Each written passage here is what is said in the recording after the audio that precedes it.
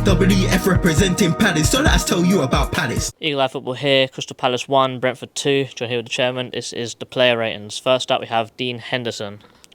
I thought he did okay, really, to be fair. He was unlucky with the second goal when he scrambled across it as a deflection and he just sort of patted it on to Whisper and it went in the net. But everything else he did was fine, came at the goal well. I'm going to give him a 6. Daniel Munoz, I think I'll give him a 6. I don't think he's actually in the game that much, as I said in my fan cam, because of two lefties in midfield. Everything was going down Mitchell's side, so we didn't really get to utilise Munoz very much. But got the assist for the own goal, so yeah, you know what, I'll bring it a 7 because he actually made something. Yeah. Right-sided centre-back, Chris Richards. I'm going to have to give him a 4. I thought he just got done for pace continuously. He looked like he was being harassed and he looked nervous on the ball. Yeah, I like Sade's quick, I'll give you that. But yeah, he just did not comfortable the whole game, so yeah, 4. Joachim Andersen, I think I'd give him a 5. Granted, he was probably one of our most solid centre-backs in the game. The fact that he got booked on the halfway line at 20 minutes, and there were a few times where he came rushing out to break the back line to go and defend, and they played through him, and we conceded 2 goals today. Should have probably been a little bit more, but I can't give him any more than a 5. Mark Gay. Yeah, 5 again. I think he was at fault for the second goal. I mean, when the guy went through, first goal, sorry, in Wemo, he didn't really. He should have gone towards the ball, and he could have intercepted him on the outside of the box, but he didn't. He didn't. He just backed off until he shot. But I just thought it wasn't the mark, and I suppose with all the transfer speculation, it's going to throw his head a bit. But yeah, 5. Tyrick Mitchell, I think I'd give him a 6. He was out of position a little bit, but I think he was probably one of the most productive players defensively and offensively. Good crosses into the box, tracking his man, didn't really get beat one-on-one to the top of my knowledge. Yeah, 6. Will Hughes. 4 again. I thought he looked isolated, lost a lot of challenge, gave a lot of silly free kicks away. Obviously he was blamed for our first goal, but it wasn't his fault at all. He did nothing really, but generally it looked like his positioning was wrong. He just got passed around and just gave away needless fouls all the time. Yeah, 4.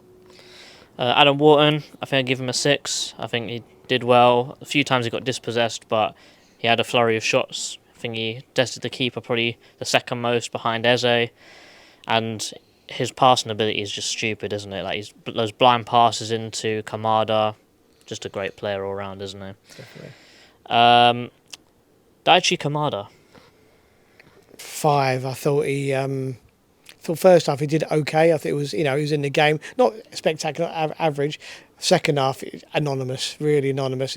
Gave the ball away a lot. And as you said in your fan cam, there was one bit when he was through and he put the ball to Mateta and he so overhit the ball that he gave Mateta just basically no chance. And he did that 2 or 3 times actually. Another chance when he in the first half where he tried to pass to, I think it was Will Hughes, and it overhit it, and because they broke away from that. But yeah, 4. I thought he needs to improve. Ebere Eze, I give him a 7. I think that he probably did the most out of our team productively going forwards. Probably most shots, most chances created, a few good dribbles here and there. But sometimes his decision making just wasn't on. Like I said, should have passed a few more times. Feel like he's overcompensating for the lack of Michael Elise a little bit, but I'm sure that he'll come round to it again. Up top, JP? I'm going to give him a 5. I don't think he played that badly. He just didn't get any service at all, did he? And when he did get the ball, he had to come so deep for it, and that's really not his game at all. And I'm not knocking. A few nice flick-ons. Yeah, it was. Yeah, it was. I was going to give him a 5 because, as I say, he didn't get any service at all. He didn't get any quality in the box, and he was in great positions all the time, but just never got the ball. So yeah, 5. Onto the bench now. First sub was Odson Edouard. I would say he got a 5. I think that he was really good and really productive until Ayew came on, and then you just never saw him again, unfortunately. Ayew? Yeah, game 5. Didn't really have enough time to game, but he had a chance right at the end, didn't he? When it looked like originally that he just missed it, but when they showed it from a different angle, he missed it by quite a long way. But he battles hard. Ayew does what Ayew does, but yeah, 5.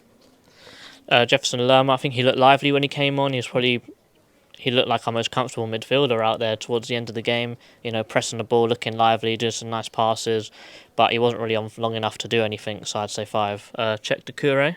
Yeah, 5 again. And he came on with, was it 7 minutes to go, I think? And he got a couple of changes, got dispossessed a couple of times, but again, he wasn't on long enough. And of course, by the time, and to be fair, same as Lerma, by the time those both came on, pretty much Brentford were 10-man defending by that point, and there was no space to do anything. So, yeah, not his fault, but a 5, yeah.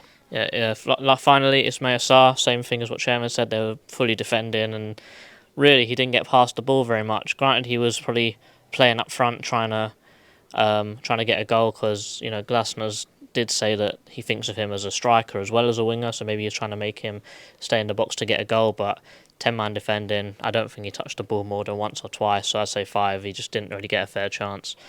Oliver Glasner. Let's both do Oliver Glasner. I'm going to give him a 6. I thought the team setup was good. I thought the tactics were good. But we'll have to mark him down as the substitutions. Will Hughes stayed on far too long. We're 2-1 down. We was 1-1 down when he took Walton off. But I wouldn't have taken Walton off. As the game was going on, we were talking about it. He was getting better and better and better. He was taking lots more shots. He was winning the ball. He was bossing midfield. He took him off. We were quite shocked when he took him off. But I'm going to give him a 6 anyway, yeah. I'd give him a 5, because I think that you said the tactics were good. I don't think so. I think the fact that last season we were trying to play out of a press, but now it's just sort of pass and knock it long. You can't knock it long to Edouard, no. And we tried to do it so many times. Tried to knock it long to Eze, it just doesn't work. I feel like we've got to try and go back to that play style that we had last year, but does that play style fully rely on Michael Elise? I'm not exactly sure. I'm sure Elise helps towards it, but I feel like we need to try and shift back into that kind of form and that playing style that we were on. Yeah, fair point. Finally, the fans. I'll give the fans a 7, because obviously on the telly, without being there, it's very hard. But you heard them, and obviously, as when they went 2-1 up, you could barely hear the Palace fans after that. But when we went 1-0, you could definitely hear everybody. But I'm going to give them a 7. But probably because there's only about 1,000 there in 17,000 crowds, you ain't going to hear them anyway, are you? So. Finally, the ref. This probably should be one that we should both do as well. I think so. Blowing up too early. Basically, I think it was Bobby Manzi said, put on a Brentford shirt, mate. But I'm not going to fully blame it on the ref for why we lost. But I don't think he had the best game in the world. I say a 2. Yeah, I totally agree with. I thought he was. I thought it was pretty shocking. Actually, I agreed that the Eze goal should have stood. I thought every time, like we made a challenge, it was a foul. It was a foul to Brentford. Every time they challenged us, it was play on. And I can think of a couple of occasions. Eze was one of them when a guy went down the back of his ankle. Nothing, and you think, hang on a minute. Yeah, shocking ref too, yeah. Thank you very much for watching. That was the player ratings. Up the Palace.